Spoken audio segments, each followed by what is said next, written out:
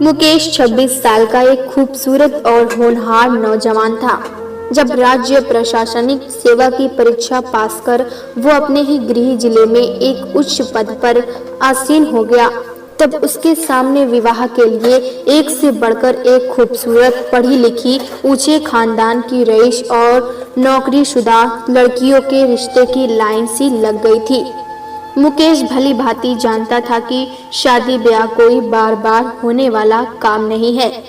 एक बार जिससे शादी हो गई तो बस फिर 7 जन्मों का तो पता नहीं, पर इस जन्म का जीवन भर का साथ तो निभाना ही है।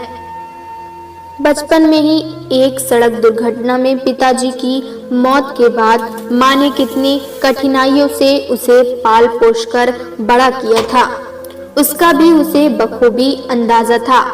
उसकी मां ने अपने जीवन में बहुत अधिक कष्ट झेले हैं। अब जबकि वो सक्षम है तो अपनी मां को अधिक से अधिक आराम और सुख पहुंचाना चाहता था। इस कारण भी अपनी शादी के लिए लड़की के चयन में वह अतिरिक्त सावधानी बरत रहा था। उधर जिन लोगों ने उसके पिताजी की असामयिक मौत के बाद उनकी तरफ एक बार झांक कर भी नहीं देखा था, वो लोग आए दिन किसी न किसी लड़की की सिफारिश लेकर आ धमकते थे। काफी सोच विचार कर वो अपनी माँ और मामा जी की पसंद पर अपने लिए निकलता गया। ममता और मुकेश दोनों के पिताजी नहीं थे, इस कारण वो आशंकित थे, परंतु ईश्वरीय कृपा से बहुत ही धूमधाम से उन दोनों की शादी यथासमय संपन्न हो गई। और अब आ गया सुहागरात।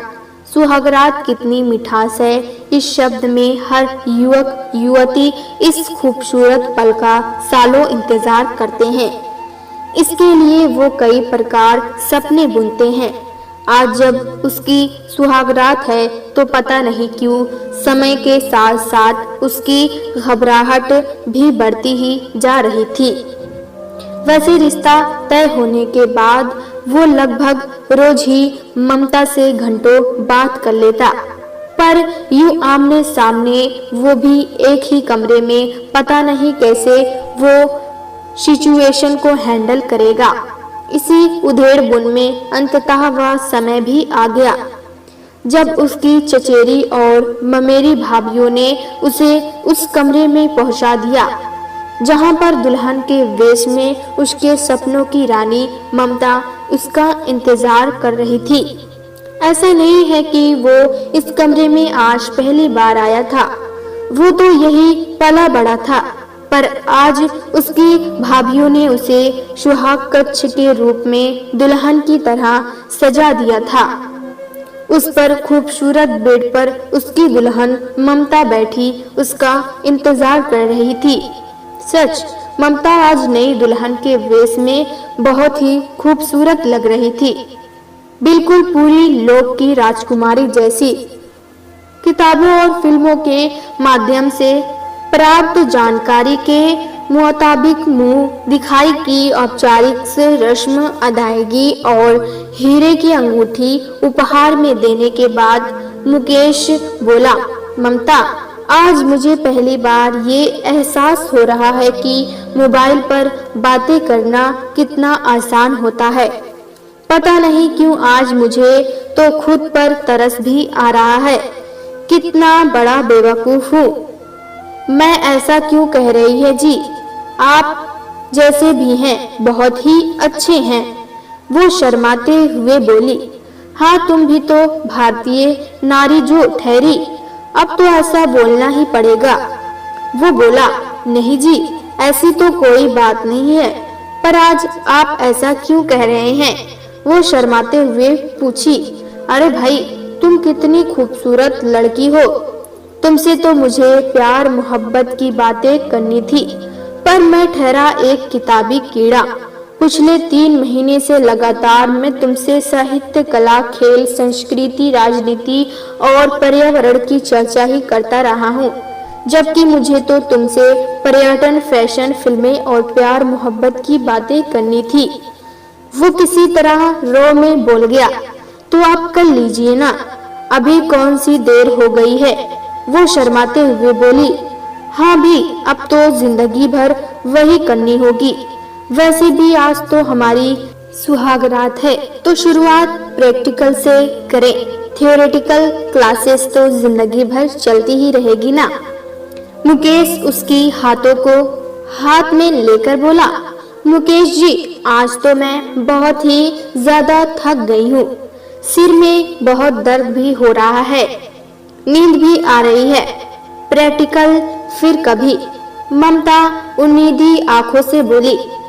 मुकेश के लिए ये अप्रत्याशित स्थिति थी, पर ये सोचकर कि अब तो जीवन भर का साथ है, जहां इतने साल इंतजार किए वहीं कुछ दिन और सही। बोला, ठीक है मैडम जी, जैसा आप ठीक समझे। आप यहाँ पलंग पर सो जाइए, मैं वहाँ सोफे पर सो जाऊंगा। नहीं जी, आप यहीं सो जाओ ना, उधर पलंग पर ही मैं इधर सो जाऊंगी। वो एक तरफ खिसकती हुई बोली। ठीक है। मुकेश दोनों के बीच एक तकिया रखकर बोला, अब लाइट ऑफ करके चुपचाप सो जाओ। Good night. गुड नाइट, वो बोली और कमरे की लाइट ऑफ कर दी। मुकेश को नींद नहीं आ रही थी। उसने ऐसे सुहागरात की तो कल्पना तो सपने में भी नहीं की थी, पर सच तो सामने ही था। सालों का इंतजार आज के इंतजार पर भारी पड़ रहा था। वो सोच रहा था कि पता नहीं किस बेवकूफ ने ऐसा लिखा है कि जो मजा इंतजार में है वो पाने में कहाँ। मेरी तरह इंतजार किया होता तो पता नहीं वो क्या लिखता। लगभग घंटा भर का समय बीत गया। आज नींद उसकी आंखों में कोसों दूर थी। वैसे पढ़ने लिखने में उसकी बचपन से ही रुचि थी। जब भी उसे नींद आती वो पढ़ने बैठ जाता, पर आज वो लाइट जलाकर पढ़ नहीं सकता था, क्योंकि ममता की नींद में खलल पड़ सकता था। वैसे भी उसके सर में दर्द बता रही है, उसे भी बेवजह परेशानी होगी। सो मुकेश एक चादर को ओढ़कर मोबाइल में ही एक कविता लिखने लगा। उसकी आदत है कि जब भी नींद नहीं आती या बोरियत महसूस होती है तो वह कविताएं शायरी लिखने बैठ जाता था। जिंदगी हर कदम परीक्षा लेती है, इंसान हर कदम परीक्षा देता है। हर किसी को ये पता होता है, हर परीक्षा उसे निखारता है, फिर भी वो परीक्षा से क्यों डरता है। वो लिखने में मगन था कि तभी ममता धीरे से उसके चादर में घुसते हुए बोली, वाह क्या बात है, अभी अभी पता चला कि हमारे साहब जी तो शायर भी हैं।